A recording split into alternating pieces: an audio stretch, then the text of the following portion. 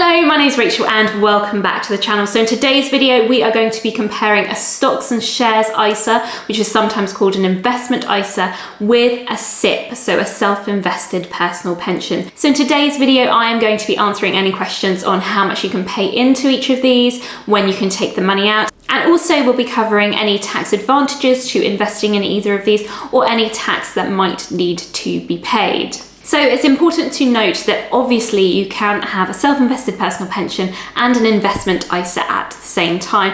I currently have a self-invested personal pension with AJ Bell, and I also have an investment ISA with Barclays Smart Investor. So you are not limited to having either or. But in this video, I really wanted to compare the two different options in case you were thinking about opening just one of them, or obviously you can open both a SIPP and an investment ISA. So first and foremost, one of the most important things that you should consider when deciding whether to open a SIPP or an investment ISA is when you need the money. So if you are opening up a self-invested personal pension, that is obviously for use in your retirement. And at the moment, you can only gain access to that money when you're 55. And in 2028, that figure is going all the way up to 57. So you won't be able to access that money until you're 57. And obviously over time, that age could increase. So if you want to be able to access your money openly and freely, then potentially an investment ISA might be the best option for you, because you can take any money that you have invested in that investment ISA out very, very quickly. So for example, in my investment ISA, I can take out cash on the same day, or if I have an investment that I choose to sell, I just have to wait for that investment to settle, which is a number of days, and then I'm able to get that money out. So I'm not having to wait until I am 57 to be able to take that money out. Okay, so moving on now, how much can you pay into a SIPP every year? You can actually pay 100% of your income into a self-invested personal pension. Now, obviously that's not something that many people can do because, hey, we've got mortgages and things like that to pay. But you could, if you wanted to, say for example, you were earning £24,000 a year, you could pay all of that £24,000 into your self-invested personal pension.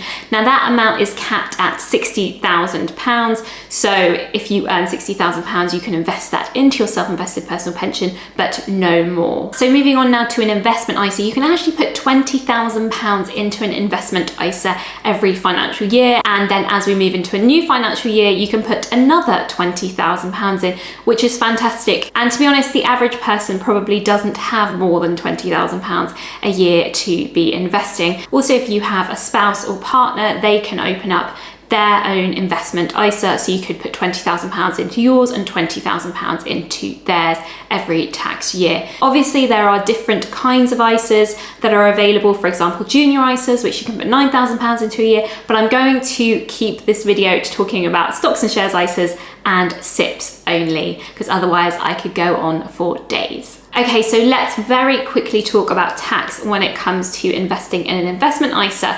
So with an investment ISA, you do not pay any tax on the dividends, the interest, and you don't pay any capital gains on any money that you are making in an investment ISA. So that £20,000 is protected and you are not having to pay any tax on that. So any money that you are making that is compounding over time, when you do decide to take that money out, you will not have to pay a penny of tax, which is fantastic. And this is probably one of the main advantages of having an investment ISA. Okay, so let's talk about a SIPP now. What's really brilliant about a SIPP is that you do get tax relief when you pay into it. So for example, if you were to pay in £800 into your self-invested personal pension, the government would then top this up by a further £200. So you pay 80% and they pay 20%. So it's paid directly into your pension plan, and the tax relief is given at the basic rate of income tax, which is currently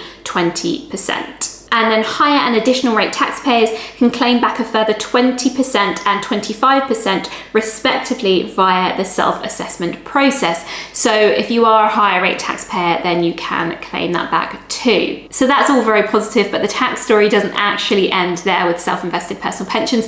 So when you decide to take money out of your self-invested personal pension when you're either 55 or 57 or who knows how old, the first 25% can be taken as a tax-free lump sum. And then the rest of the drawdown pot is taxed like normal income when you withdraw it. So with a self-invested personal pension, you are having to pay some tax when you take that out. Whereas obviously with an investment ISA, you're not paying any tax at any point. However, you are also not getting that tax relief at the beginning. What I thought was also really important to mention with a self-invested personal pension, which is something that I did when I very first started investing years ago, was to take money from old workplace pensions and to put them into a self-invested personal pension. This means that you have a better control of your finances. You're able to see that money all together in one place. It also means that you're probably saving on fees and you can choose to make any investments that you want to make rather than being in a pension plan where you have not chosen those investments. So that's a real advantage to a self-invested personal pension, that you can collect together all of those old pensions to give you a nice pot to start investing with. Obviously, with an investment ISA, there's nothing similar to that. You're just going to have to put your savings or salary into an investment ISA. So do let me know, do you have a self-invested personal pension or do you have an investment ISA? Or are you like me and you have a little bit of both? So I personally choose to invest regularly into both my self-invested personal pension and my investment ISA. But do you think I should be prioritizing one or the other? I'd be interested to hear in the comments down below. Thank you so much for taking this time to watch this video, and I hope you have a really lovely day. Bye bye.